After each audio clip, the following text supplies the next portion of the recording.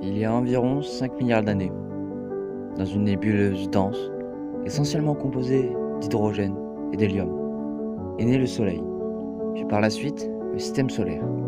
Oui, chers abonnés, vous ne rêvez pas, vous êtes dans un épisode d'ACE.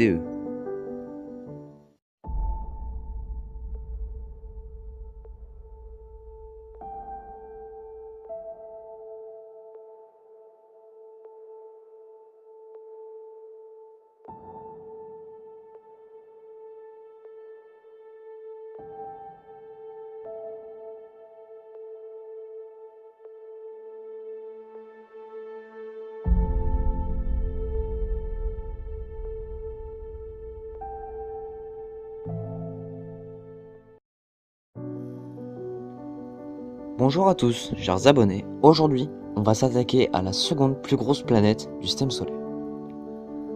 J'entends par là Saturne. Et non, aujourd'hui, on ne parlera pas de ses nombreuses lunes, mais ne vous inquiétez pas, elles auront toutes leur propre épisode d'ACE. Notre chère géante gazeuse est classée seconde plus grosse planète du système solaire, après Jupiter. Celle-ci même aura son propre épisode aussi. Jupiter est positionné à environ 1,5 milliard de kilomètres du Soleil et à environ 1660 millions de kilomètres de la Terre. Cette énorme distance entre le Soleil et elle même est donc dit distance, dit temps pour y accéder. Ceci est pareil pour la lumière. Donc si une colonie humaine serait établie sur Saturne, déjà il faudrait surpasser ce défi, mais aussi beaucoup d'autres défis, plutôt insurmontables. Comme tout long voyage, nous devons surmonter un décalage horaire. Saturne n'est pas du tout comme Mars.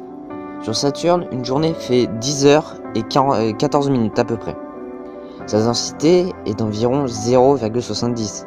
Elle est 5 fois moins dense que la Terre, mais avec une gravité légèrement plus élevée. Par exemple, tout objet qui est moins dense que l'eau doit flotter au-dessus de l'eau. C'est-à-dire que Saturne pourrait éventuellement flotter sur l'eau. C'est pour dire que sa densité est vraiment très faible. Comme autre difficulté à surmonter pour s'y installer, c'est son atmosphère. En effet, l'atmosphère de Saturne est composée en grande partie d'hydrogène et d'hélium. Comme dit dans l'introduction, c'est la même composition que notre ancienne nébuleuse.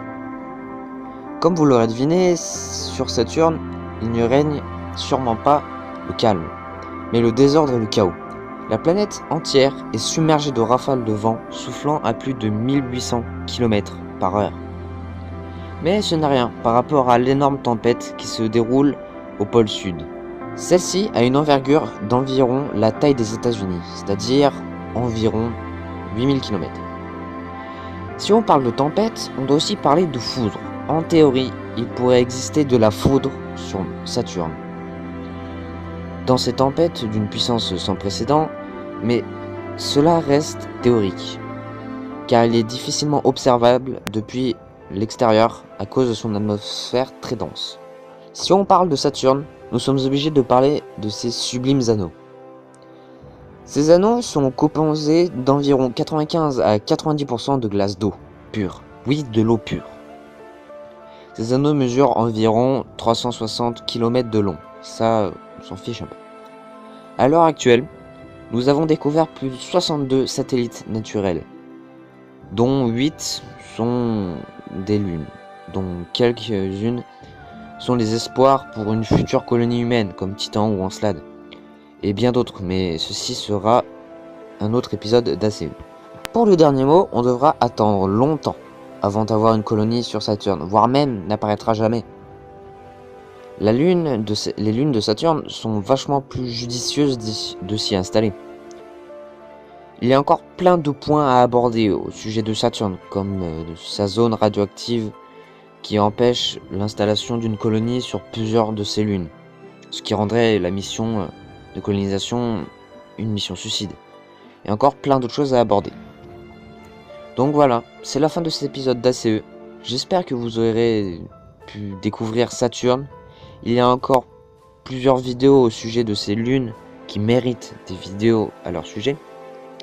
Donc j'espère que vous aurez aimé la vidéo. Je vous dirige vers l'espace commentaire pour poser vos questions. Et je vous dirige aussi vers la description pour faire vos propres recherches. Et bien sûr, j'aurai mis dans la description les liens de mes sources que j'ai utilisées pour faire cette vidéo. Certes, cet épisode est plutôt court, car en même temps, il n'y a pas vraiment de choses à dire. Sachant que les choses à dire comme la zone radioactive autour de Saturne devient très complexe et du coup, il faut énormément de temps de recherche. Et je pense que la plupart des personnes qui regarderont cette vidéo ne comprendront pas forcément les termes utilisés. Donc j'espère que vous avez aimé. Et chers abonnés, je vous remercie d'avoir regardé cette vidéo et au revoir.